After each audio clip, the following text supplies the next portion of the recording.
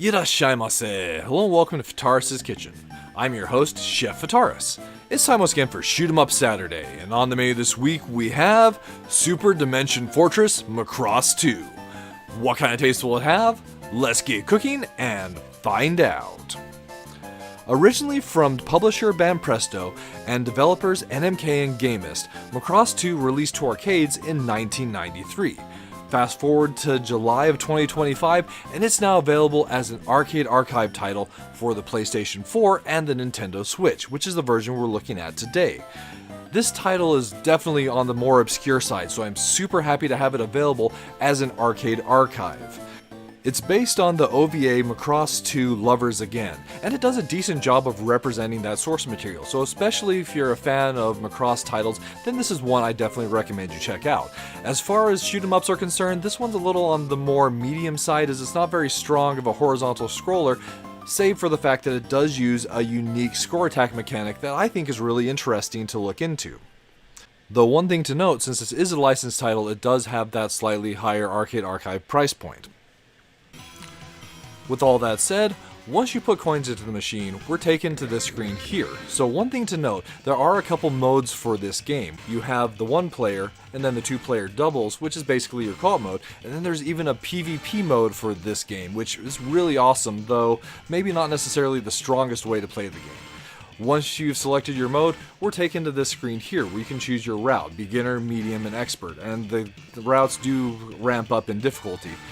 Once your route is selected, and we'll go with the beginner route for this one, we're given this screen here, which gives us our clear score. So that's the most important part of this game. So we have that clear score represented at the top of the screen, and then there's a timer at the bottom as well.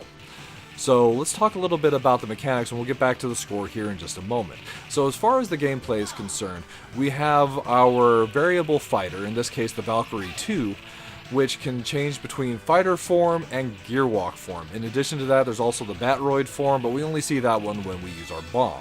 So you have your primary shot and your bomb, and that's as far as the mechanics for your gameplay is concerned. Then the primary goal that we're looking to accomplish in any stage is to hit that clear score.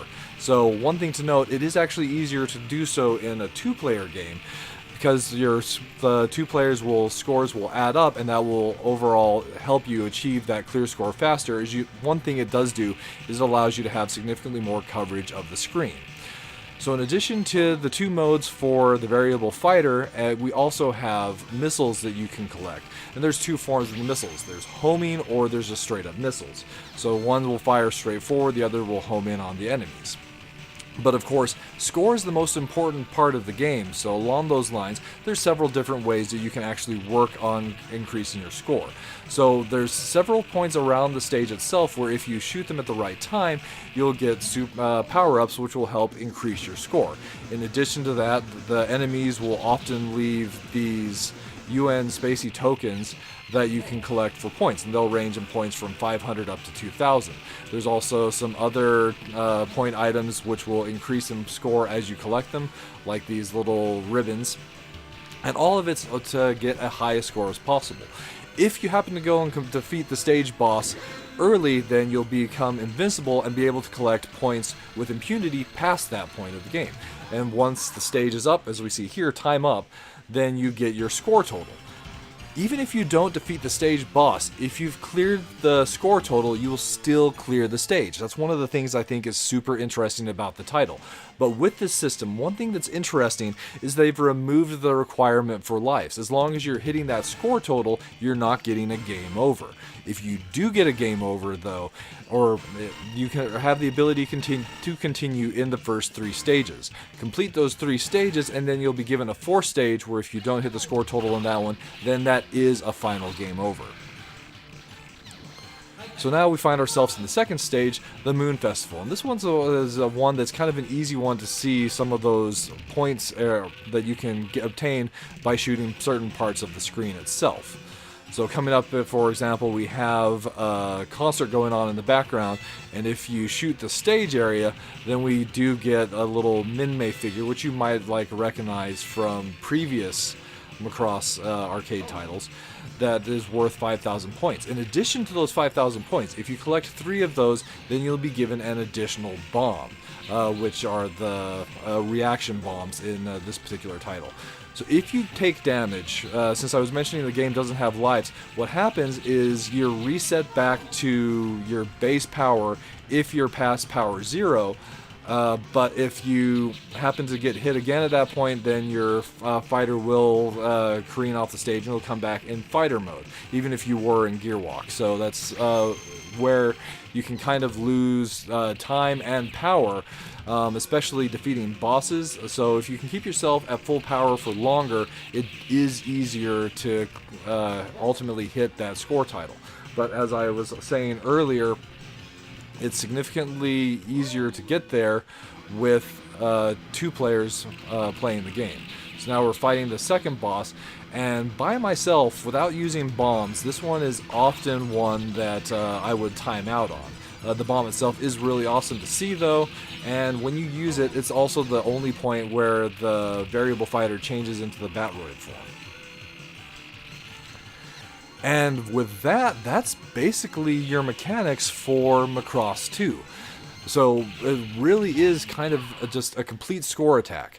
If you're playing the game in the PvP mode, what happens there is you pick one of the 9 stages and then you're competing for score in that one stage. Unfortunately, if you were actually playing this in arcade, it'd be a waste of credits, as you spend 2 credits to play through PvP and then that'd be it. So as far as the minus flavors are concerned for the game, my biggest downside is that there are only 2 forms to the variable fighter. One thing that's neat about most Macross arcade shoot 'em ups and other forms of Macross games is that you have those 3 forms you can ultimately be in. So missing one of those is a little bit of a disappointment. Then, as far as the graphics are concerned, I feel like the game looks great from a pixel graphics standpoint.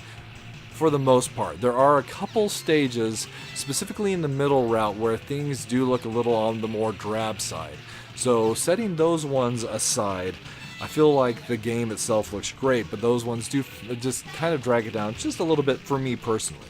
And then, as this does have that slightly higher Arcade Archive price point, that's something to keep in mind, though going forward it looks like we are going to be seeing that price point more, so it's not really that big of a deal.